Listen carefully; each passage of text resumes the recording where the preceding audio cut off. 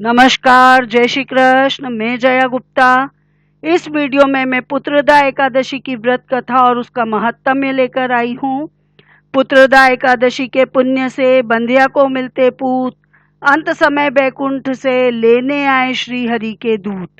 युधिष्ठिर ने पूछा, हे केशव, अब आप मुझे श्रावण माह के शुक्ल पक्ष की एकादशी की कथा सुनाइए और उसका नाम बताइए।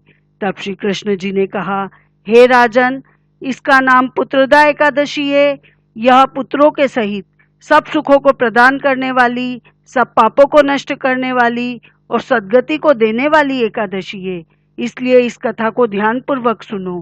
प्राचीन समय में द्वापर युग के प्रारंभ में महिष्मती नाम की नगरी में महीजित नाम का राजा राज्य करता था। वह पुत्रहीन था, जिसके कारण वह हर समय चिंतित और दुखी रहता था। उसे अपना राज्य दुखदायी प्रतीत होता था, क्योंकि बिना पुत्र के संसार में इस लोक और परलोक दोनों में सुख प्राप्त नहीं होता है। इधर पुत्र की चिंता थी और उधर राजा की उम्र बढ़ती जा रही थी। एक दिन राजा ने अपनी प्रजा को एकत्रित करके कहा, हे प्रजाजनों, मैंने आज तक अपने जीवन में कोई पाप नहीं किया है और न अन्यायपूर्वक प्रजा से धन ही लिया है, और प्रजा का भी मैंने सदैव पुत्र की तरह पालन किया है तथा अपराधियों को भी पुत्र तथा बांधवों की भांति दंड दिया है। क्या कारण है कि इस प्रकार के धर्मयुक्त राज्य करने पर भी मैं महान दुख पा रहा हूँ? मेरी समझ में इसका कारण कुछ भी नहीं आ रहा है। राजा महीजित के दुख के कारण जानने के लिए उसके मंत्रीगण अत्यंत चिंता में होकर वन को चले गए। वहां पर अनेक ऋषि मुनियों के दर्शन किए। अंत में वे भ्रमण करते हुए वयोवृद्ध धर्म के ज्ञाता सर्वश्रेष्ठ लोमश ऋषि के आश्रम पर पहुंचे। मंत्रियों ने जाकर ऋषि को प्रणाम किया तथा हाथ जोड़कर विनय पूर्वक मुनि से प्रार्थना करके पूछा, हे देव, हमारे अहोभाग्य है कि हमें आपके दर्शन का लाभ मिला।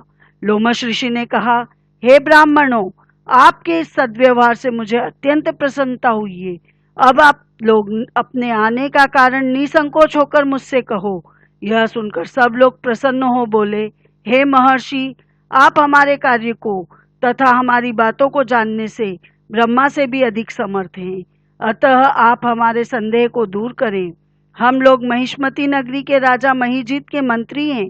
हे मुनि, महीजित अत्यंत धर्मात्मा, प्रजा का पुत्र संपालन करने वाले नीति निपुण राजा है, किंतु फिर भी वह संतानहीन है, जिसके कारण वे अति दुखित रहते हैं। हे मुनि, हमारे राजा के संकट को दूर करने का कोई सरल उपाय बताइए। प्रजाजनों की बात सुनकर ऋषि ने कुछ क्षणों के लिए नेत्र बंद करके राजा के पूर्व जन्मों का विचार किया। विचार करने के पश्चात ऋषि बोले, हे ब्राह्मणों, यह राजा पूर्व जन्म में अत्यंत निर्धन और बुरे कर्म करने वाला था तथा लगातार यह एक गांव से दूसरे गांव में घुमा करता था। वह 2 दिन का भूखा था। तब जेठ मास के शुक्ल पक्ष की एकादशी का दिन था। उस दिन वह जलाशय पर जल पीने गया। उस समय वहां पर एक गाय, जो कि उसी समय ब्याही हुई थी, जल पी रही थी। उस राजा ने उस गाय को अप्यासी ही हटा दिया और स्वयं जल पीने लगा। हे ब्राह्मणों, इसी कारण इस राजा को यह दुख भोगना पड़ रहा है तथा एकादशी के दिन भूखा रहने के कारण यह राजा हुआ और तुरंत ब्याही गाय को प्यासी हटाने के कारण से इसको संतान न होने का कष्ट भोगना पड़ रहा है। मुनि की बात सुनकर सब लोगों ने कहा, हे देव, कृपा करके ऐसा कोई उपाय बताइए कि जिसको करने से राजा के पूर्व जन्म के पाप नष्ट होकर संतान प्राप्ति के योग बने।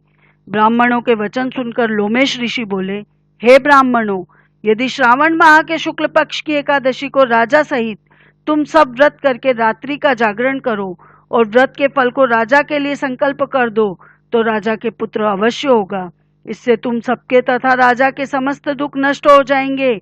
महर्षि लोमश के वचनों को मानकर मंत्रीगण अपने नगर को वापस आए और उन सब ने सावन की शुक्ल पक्ष की एकादशी का लोमश ऋषि के बताए अनुसार विधि पूर्वक व्रत करके और उसके पुण्य का फल राजा को संकल्प कर दिया, जिसके प्रभाव से रानी के गर्भ धारण करके 9 महीने पश्चात एक सुंदर पुत्र रत्न को जन्म दिया। हे राजन, इसलिए इस एकादशी का नाम पुत्रदा एकादशी हुआ। जो मनुष्य पुत्र की प्राप्ति करना चाहते हैं उन्हें इस पुत्रदा एकादशी का व्रत करके पुत्र लाभ उठाना चाहिए। 24 फलाहार की 11 करने वाले को इस दिन गुड़ का सागार करना चाहिए। इति श्री पुत्रदा एकादशी व्रत कथा महत्म्य समाप्त। यदि आपको मेरा ये वीडियो अच्छा लगा तो लाइक और शेयर कीजिए। अभी तक यदि आपने मेरे चैनल को सब्सक्राइब नहीं किया है तो कृपया मेरे चैनल को सब्सक्राइब कीजिए, बेल आइकन को हिट कीजिए ताकि मेरे नए वीडियोस के नोटिफिकेशन आपको तुरंत प्राप्त हो। जय हिंदू धर्म, संस्कृति, तीज त्योहार, व्रत कथा, रीति रिवाज इत्यादि जानने के लिए मेरे साथ बने रहिए। जय श्री कृष्ण।